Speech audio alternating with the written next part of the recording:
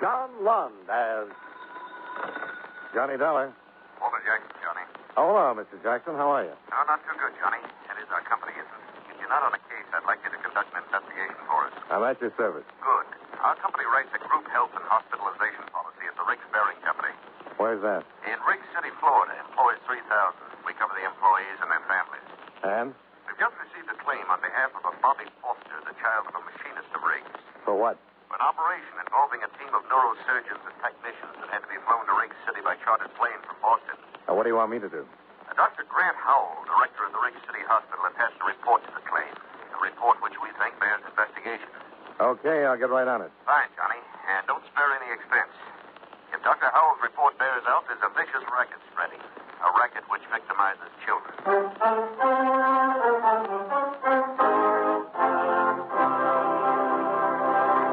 At this point in our program, I'd like to give you something to think about. Probably one of the most quoted Americans in our nation's history is Benjamin Franklin. It was Franklin who said, "Early to bed, early to rise makes a man healthy, wealthy, and wise." And never leave that till tomorrow, which you can do today. And, of course, the Lord helps them that help themselves. But probably one of his most familiar quotations is, "There are only two things in life of which we may be certain: death and taxes." Of course, what bothers most of our taxpayers is that death and taxes don't come in that order. But seriously, one of the biggest jobs handled by the Secretary of the Treasury is the collection of taxes, our government's main source of income. The government raises money through the Bureau of Internal Revenue, which collects income taxes, excise taxes, amusement taxes, and other federal taxes. The Bureau also checks to see that you haven't paid too little and, believe it or not, that you haven't paid too much. Another way the government raises money is through the Bureau of Customs, which levies taxes on imports which are sent here from foreign countries.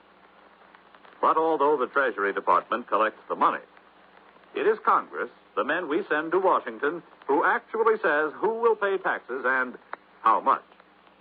And that's one thing from which none of us can escape.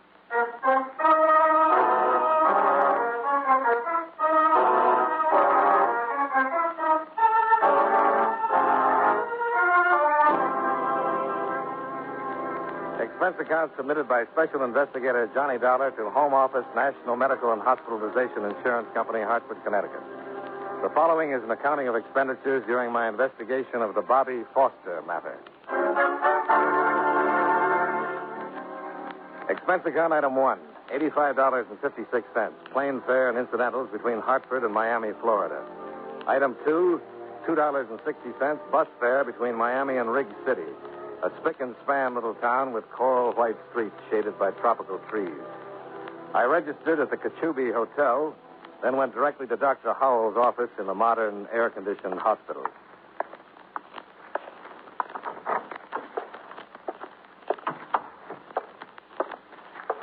Good afternoon.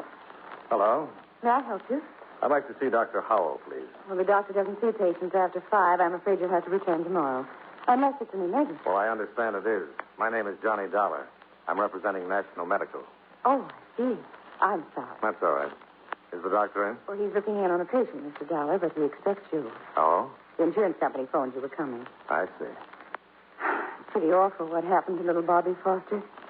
I've never seen Dr. Howell so upset. Just exactly what did happen.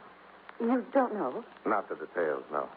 Well, if Dr. Howell is right, it's terrible. But he'd better tell you. Won't you sit down, Mr. Dollar? Oh, thanks. Cigarette? Oh, thank you. You see, I heard some matches. Oh, here you are. It worked. Hang out the flags. Well, how do you like Riggs City, Mr. Dollar? Well, I haven't been here long enough to know. How do you like it, Miss... Rogers. Flo Rogers. I haven't been here very long myself, just a little over 2 months. Oh? Oh, I like the sunshine, the clean streets. But what? It gets a little dull. Well, is that so? Well, maybe something can be done about that, Miss Rogers. It is Miss, isn't it? Oh, yes, definitely. Sure. I'm glad you approve. I not only approve, I applaud. Oh, on behalf of the spinsters of America, I thank you. Oh, that must be Dr. Hall. Excuse me? Reluctantly.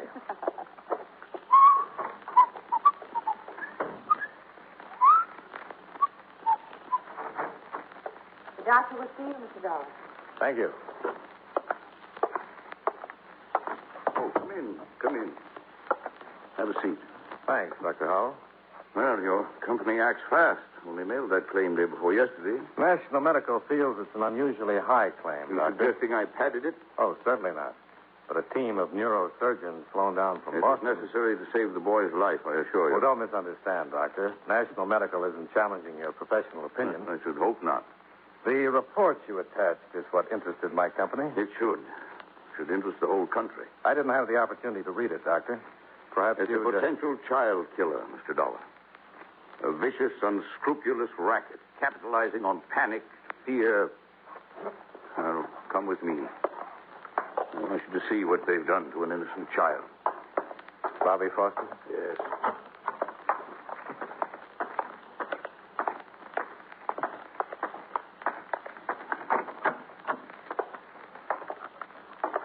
Any change, nurse? No, Doctor. Well, there he is, Mr. Dollar.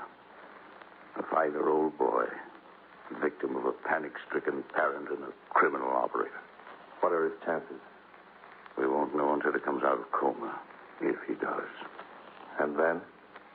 For complete recovery, no chance. For partial recovery, a fair chance. Bobby Foster will be paralyzed. You said a criminal operator. Who? If I knew, Mr. Dollar, I wouldn't bother with reports to insurance companies. I've been a doctor 40 years now. Seen a lot of pain and tragedy. But this... Let's go back to your office, Doctor.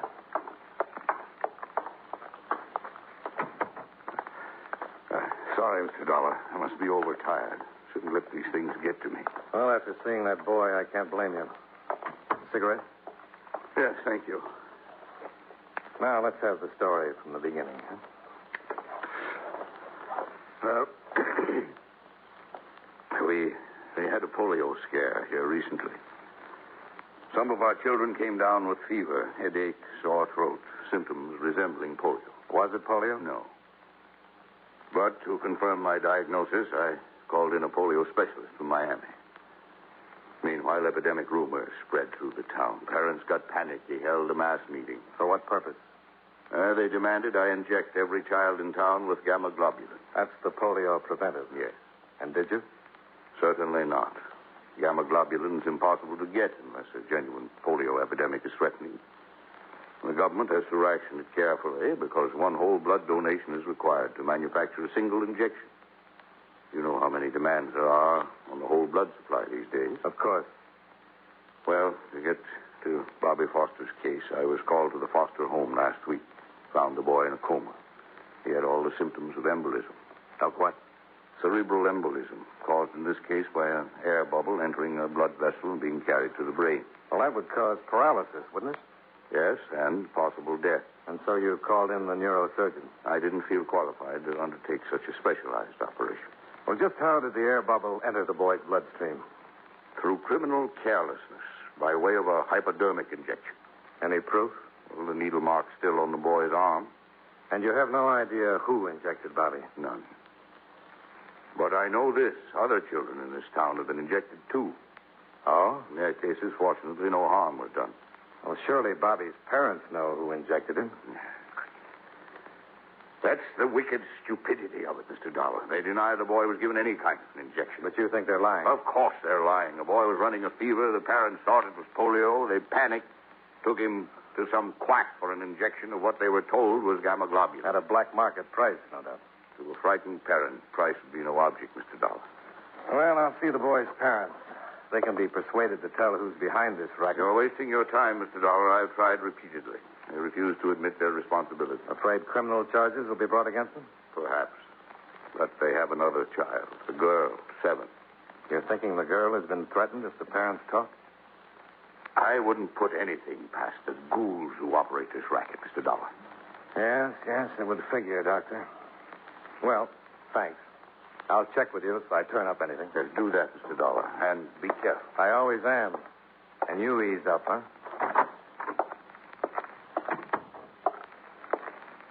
He's very perturbed, isn't he? Well, he has a right to be, Miss Rogers. Do you have the Foster's address? Oh, yes. I prepared this for you. Here you are. Oh, thanks. Well, I'll take a run over there now. I wish I could help you. You've been very helpful already. No, I mean really help. If there's anything I can do, anything you need or need to know. Well, I could use a little background information, about the town and the people. I tell you what, why don't we have dinner tonight? Then I can get the rundown on Riggs City and a little nourishment at the same time. Well... You have another engagement? No, I haven't. It's just that... Well, I didn't want you to think I was angling for a date. Oh, now, look, I have a pretty good memory, and I distinctly remember that I asked you to dinner. I know, but... I think it's your civic duty to dine with me. Well, if you put it that way, as a good citizen, how can I refuse? That's the spirit. You name the place.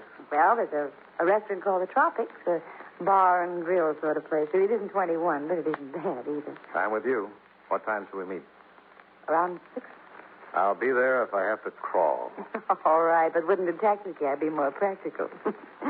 See you at 6.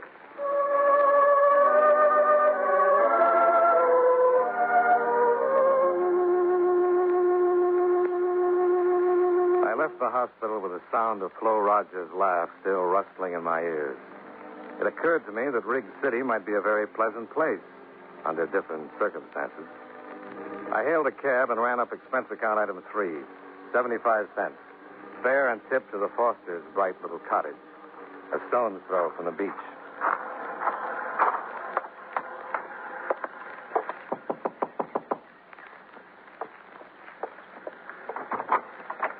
Yes? Mrs. Foster? Yes. I represent the National Medical Insurance Company. We have insurance where my husband works. Just a minute, Mrs. Foster. Please. I said we already have medical insurance. Yes, with my company. Oh, I'd like to talk to you. May I come in? no. That is, my husband is It'll at only home. take a minute, Mrs. Foster.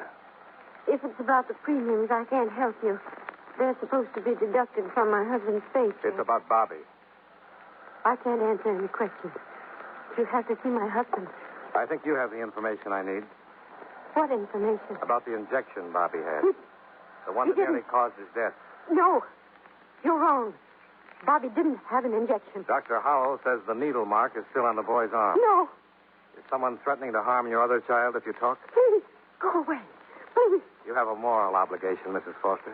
I can't answer any questions. Other children are being victimized, too. Could end up in the hospital like your son.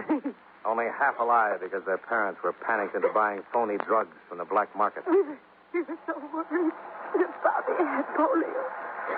So worried. Who gave Bobby the injection? I can't tell. I can't. You've got to tell. But our little girl, Margaret, they said they... That's enough. I didn't tell him anything, Edward. Get inside. Where's Margaret? Inside, I said. Oh. So you're Bobby's father. That's right, mister. I'm Johnny I Dollar. know who you are, insurance company detective. Investigator. Have it your way, but get off my property. Did they threaten your little girl if you talk? I'm warning you. You can get police protection, Foster. Just name the man who gave Bobby that shot. I don't know what you're talking about. Now, you get off my place. Use your head, Foster. You're covering up for the worst kind of scum. Talk. You owe it to your son, to the other kids that are being victimized. All right, Dollar. I warned you to get out. Now, don't be a fool, Foster. I warned you. Get up. I didn't come here to brawl with you, Foster. I'm investigating... I said get up. Get on your feet and clear out of here. Since you asked me so nicely, sure.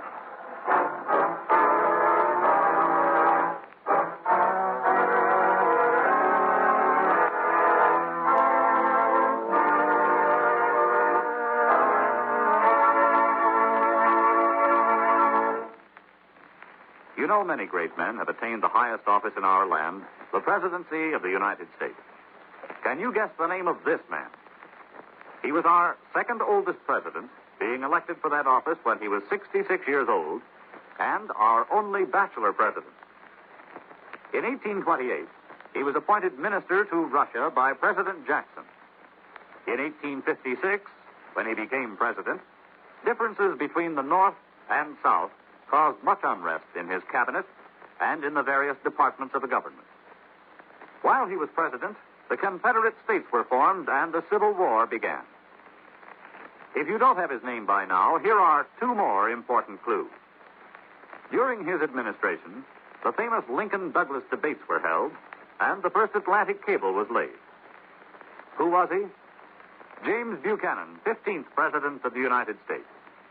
His life is part of your American heritage.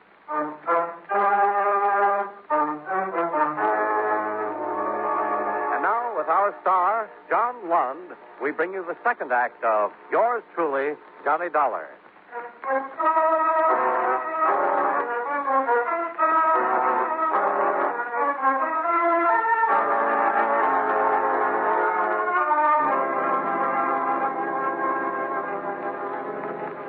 My face and my clothes were pretty much the worse for wear.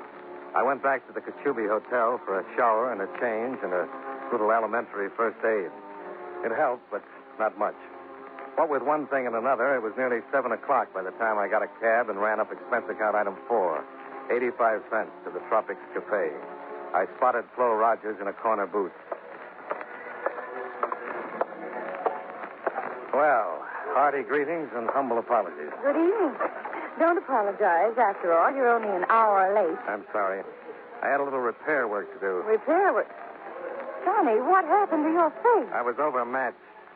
I lost the decision, and it wasn't close. Someone beat you up? Well, that's one way of putting it. Mr. Foster did the honors. But why? He thought I was a little too inquisitive. Oh, Johnny, he must be an awful man. No, he's a frightened man, frightened out of his wits. His little girl's life has been threatened. What? How do you know? Mrs. Foster was on the verge of admitting it when her husband barged in. Oh, well, what are you going to do now? Starting tomorrow, I'm going to question every parent in town. Do you think other children have been infected? Well, Dr. Howell thinks so, and it figures. A group of grifters move into a family town, spread polio rumors around, then make a killing selling phony gamma globulin shots to parents who are scared silly for their children's health. Johnny. Yeah? You're going on with this investigation? Why, certainly. In spite of what's happened to you already, you're determined to go on? Why, sure I am. What are you driving at, Flo? I guess I'd better tell you then. Tell me what? Well, tonight when I first came in, I sat at one of those little tables near the bar. You see, that one over there, behind the jukebox. Yeah? So? I heard the bartender whispering to a man. Well, what did he say to him? He was telling him where to take his child for an injection. An injection of gamma globulin? I think so. I couldn't be sure. I couldn't hear everything he said. Where did he tell the man to take his child? Did you hear that? No, I told you he was whispering. The man he was talking to, is he still around? No, I don't see him. Did you know him? No, it's just one of the customers. Okay. Thanks. Where are you going? To dig my elbows in that bar. You run along home. We'll have that dinner some other time. Promise you'll be careful? On my honor. I wouldn't want anything to happen to you. That makes two of us.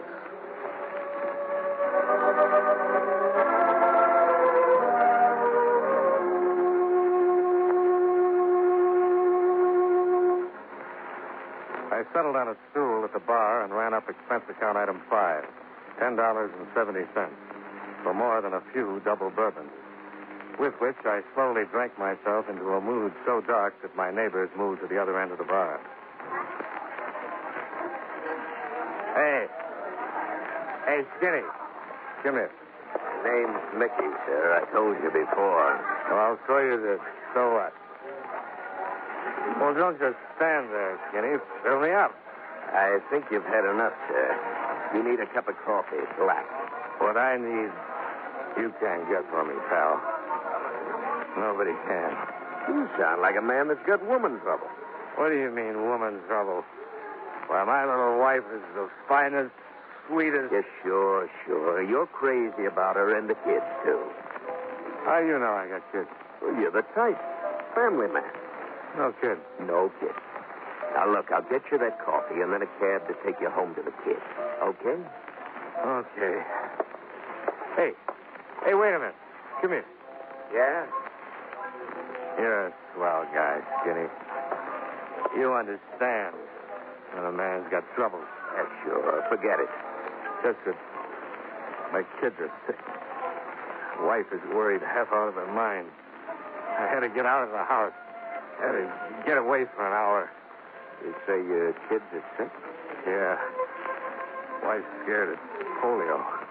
What does the doctor say? Oh, a lot of mumbo-jumbo. Everybody knows there's a polio epidemic in this town. The doctors are afraid to admit it because they can't get the stuff to stop it. Gamma globulin? That's the only thing that'll save my kids, the only thing. Listen, mister. Maybe I can help you. Huh? Get you some gamma globulin. Where? Where, Skinny?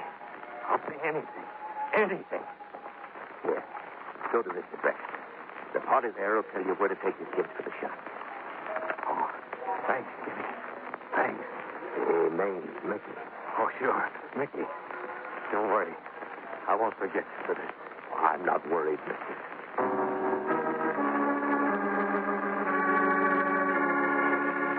I left the Tropics bar and piled into a cab. On the way to the address Mickey had given me, I stopped at a highway diner and ran up expense account item 6. 30 cents for a carton of steaming black coffee. Not that I was in need of sobering so much. I just wanted something to take the sudden chill off my spine. If you've ever had a date with a grave robber, you know what I mean. It was 2 a.m. when the cabbie dropped me at the driveway of what looked to be a deserted beach house. I paid him off. Expense account item 7. $1.20 tip and fare. And started up the drive toward the vine-covered gate. That's far enough, Dollar. Who's there? Oh. Just shut up or I'll snap your neck, Dollar. Foster! That's right. Don't give me any trouble. Okay. Ease up. Whatever you come along easy and no funny business. Yeah. All right. Put your hands behind your head. Clasp them. Don't turn around. Okay. Where's your gun? I didn't bring one. You got less sense than I thought, Dollar. I had my reasons. Let's go out the gate. My car's down the road.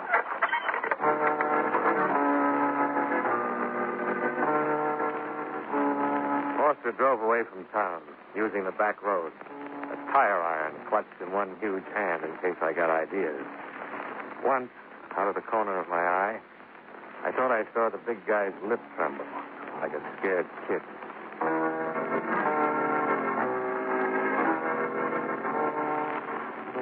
He finally pulled up beside a long, sleek auto trailer, parked in a lonely beach cove.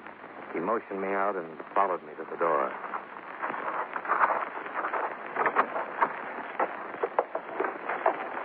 Hello, Jonas. Well, Flo. Surprise. No. You're working with a bartender, aren't you, Flo? Of course. He's my husband. Oh, it figures. Oh. Come in and tell me, Johnny. And please be good. Just as long as you have that gun pointed at me. I'd hate to, but I'd use it then. That figures, too, Flo. Foster, wait in your car. Oh. Cozy, these trailers. Mickey and I like this, huh? Sit down, Johnny. I'll get you a drink while we wait for you. No, thanks. Oh, you're pouting. You're disappointed in me. Not very.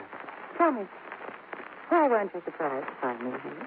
On the way over here, I got to thinking. This afternoon, when I met Foster, he already knew my name. I hadn't given it to anyone but the doctor and you. Careless of me to have mentioned your name when I warned Foster you were coming. Just what kind of a hold have you got on him? His little girl. You've kidnapped her. Oh, no, Johnny. We're just keeping Margaret for a little while. You see, the Fosters have been very responsive to Mickey's warning. But then you came into town. And drastic measures were in order. We haven't harmed Margaret. How did you get her? Foster came by the hospital after you left. See his son. He left Margaret in the waiting room. And you phoned your husband. Mickey's wonderful with children. She was tickled pink to go for a soda with him. Real sweet people, you and Mickey. He really hates us, Johnny. Believe me. Yeah, sure. What happened to Bobby Foster was an unfortunate accident. Who gave Bobby the injection? Mickey. I can't stand the sight of a needle. Some sweet rat. Oh, we do very well. traveling from place to place, taking jobs. Following the epidemics like a pair of buzzards sailing astray. Self-righteousness doesn't become you, Johnny. What do you charge for a shot? $50. What's in them? Nothing harmful, just colored water. And once in a while, an air bubble. That was an accident. I'll take the gun, Flo. Oh, Mickey, I didn't hear you drive up. Everything all right? Foster did exactly as he was told. Good. Hello, Dollar. You play a lousy drunken father. I'm usually better, but tonight I didn't extend myself. Huh? I had a hunch you'd want this meeting to take place before I started questioning the other parents in town. Because you knew I was bound to find a mother or father who'd identify you two. Oh. Then you've been willing to make a deal all along, huh, Dollar? Well, let's say I hated to spoil your fun. Especially Flo's. What's that crack mean? Ask your lonesome wife. Don't listen to him, Mickey. She plays a very convincing bachelor girl. He's trying to make A trouble. little too convincing. Shut up, Dollar. And she talks a lot. Talk? She told me everything just now. Even that you've done away with Foster's little girl. What? I didn't. I said, Mickey, behind you. Hurry! Come up! A gun, Foster! Shoot, Mickey, shoot. I'll take the gun, Flo. Let me go. Now sit down and behave. You hurt me. Give it to me, Dolly. The gun. I'm going to kill him. No, Foster. Give me the gun, The Dolly. girl's all right. I said this. You understand me? She's all right. You said he killed her. Well, I had to. It was the only way I could shock you into making a move. You're not just saying it, Dolly. Margaret's really safe. Tell him, Flo. Yes. She's all right.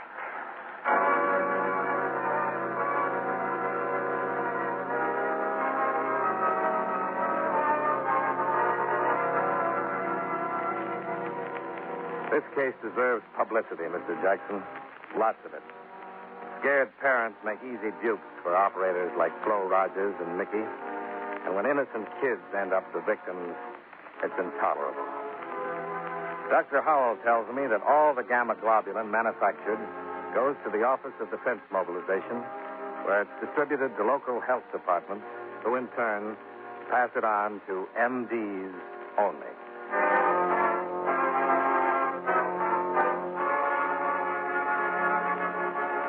Expense account item 8, $94. Bus, plane fare, and incidentals between Riggs City and Hartford. Expense account total, $196.96. Yours truly, Johnny Dollar.